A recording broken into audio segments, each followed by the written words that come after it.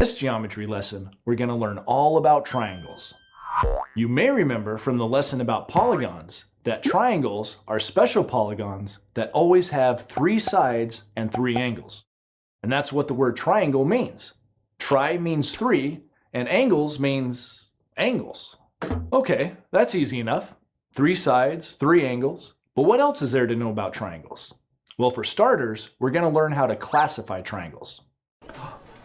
Ooh, such a classy triangle.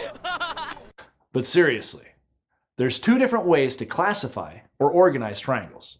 They can be classified by their sides, and they can be classified by their angles. Let's start by classifying triangles by their angles, since we've already learned a lot about angles in the previous videos.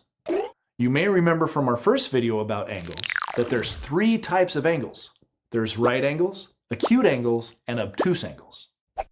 Well, watch what happens if we use a third line in each of these angles to form closed shapes. Aha! Triangles. And can you guess what these 3 different kinds of triangles are called? Yep. The one made from the right angle is called a right triangle. The one made from the acute angle is called an acute triangle. And the one made from the obtuse angle is called an obtuse triangle. So that's simple enough.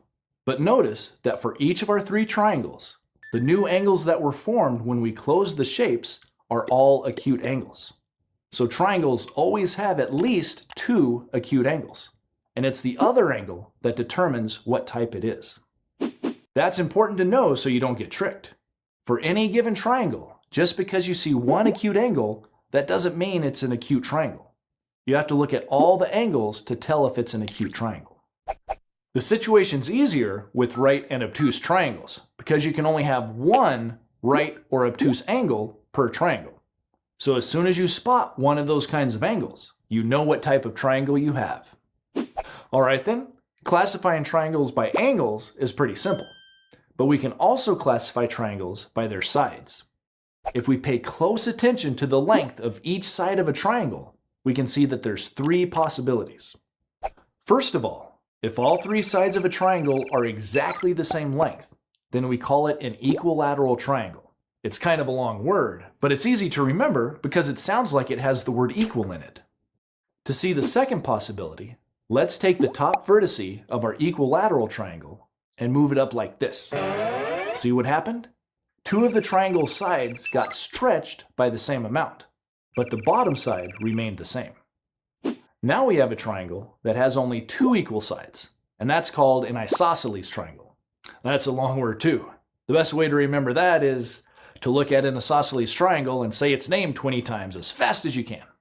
Isosceles, isosceles, isosceles, isosceles, isosceles, isosceles, isosceles, isosceles, isosceles. And finally, to see the third possibility, let's move that same top vertice again, but this time to the left. Now, all the sides are different lengths. This type of triangle is called a scalene triangle. So those are the 3 possibilities when classifying triangles by their sides. Equilateral triangles have 3 equal sides. Isosceles triangles have only 2 equal sides. And scalene triangles have no equal sides. That way was pretty easy too. The hardest part is just remembering the names. Quadrilateral is just a fancy math word for a polygon that has exactly 4 sides and 4 angles, like this one. You should recognize this shape, of course. It's a square. And a square is a special kind of quadrilateral. It's a quadrilateral because it has 4 sides. And it's special because all 4 of those sides are exactly the same length. And all 4 of its angles are exactly the same size. In fact, they're all right angles. Notice also that a square is formed by 2 pairs of parallel sides. These 2 opposite sides are parallel, and these 2 opposite sides are parallel. We'll see why that's important in a few minutes. Okay, so squares are an important type of quadrilateral. But we're going to make some changes to this square to see what other types of quadrilaterals there are. The 2 things that we can change are the sides and the angles. Let's start by changing the sides. Let's stretch our square in one direction so that one pair of sides is now longer than the other pair. This is what we call a rectangle. A rectangle is a quadrilateral that still has 4 equal angles. Notice that when we stretch the square, the angles didn't change at all. But it does not have 4 equal sides.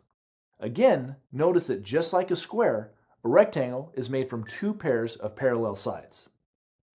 All right, so that's a rectangle, but going back to our square, what if instead of changing the sides, we had just changed the angles, like this? What we have now is called a rhombus. A rhombus is a quadrilateral that still has 4 equal sides, but it does not have 4 equal angles. And once again, just like the square and rectangle, the rhombus is made from 2 pairs of parallel sides. Okay, going back once more to our square. What if we try changing both the sides and the angles? Here's what we end up with, and we call it a parallelogram. It's called a parallelogram because even though its sides are not all equal and its angles are not all equal, it's still made from 2 pairs of parallel sides. Get it? Parallelogram. Now wait a second. If that's the definition of a parallelogram, a quadrilateral that's made from 2 pairs of parallel sides, then wouldn't all these other shapes be parallelograms too? Exactly. All of these shapes are parallelograms, just like they're all quadrilaterals. It's just that we have special names for them if their angles are all equal, a rectangle, or if their sides are all equal, a rhombus, or if both their sides and their angles are all equal, a square. Okay then, if all the quadrilaterals we've seen so far are examples of parallelograms, what's an example that's not a parallelogram? Well, to see one, let's start over with our square again. But this time, we're going to change it by moving just one of its vertices, like so. Now, one of the pairs of sides is still parallel, but the other is not. And a quadrilateral that has only one pair of parallel sides is called a trapezoid. Well, actually, this is where classifying quadrilaterals gets a little messy. And that's because this sort of shape is called a trapezoid in America, but it's called a trapezium in other countries, like the UK. Trapezoid. Trapezium. Trapezoid. Trapezium. It's a trapezoid! At least they both start with the word trap, so it's not too confusing. Yet. Okay, so this quadrilateral is a trapezoid, or trapezium, because it has only one pair of parallel sides, and the other sides are not parallel. Here are a couple more examples of quadrilaterals that have only one set of parallel sides. Alright then, what about quadrilaterals that have no parallel sides at all, like this one? These opposite sides are not parallel, and these opposite sides aren't parallel either. So what do we call this kind of polygon? Now here's the really confusing part. In America, this is sometimes called a trapezium. But isn't that what they call a quadrilateral with only one pair of parallel sides in the UK?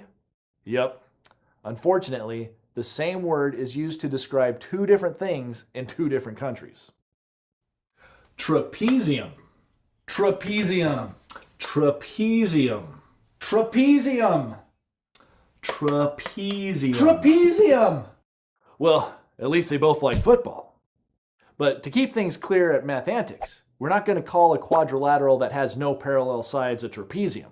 We don't think it needs a special name. So we're just going to call it a quadrilateral. So to summarize, any polygon that has exactly 4 sides is called a quadrilateral. And if it has no parallel sides, we still just call it a quadrilateral. But if it has one and only one pair of parallel sides, we call it a trapezoid or a trapezium. Or if it has 2 pairs of parallel sides, we call it a parallelogram. And you've already seen that there's several types of parallelograms called rectangles, rhombuses, and squares. All right, so that's the basics of classifying quadrilaterals.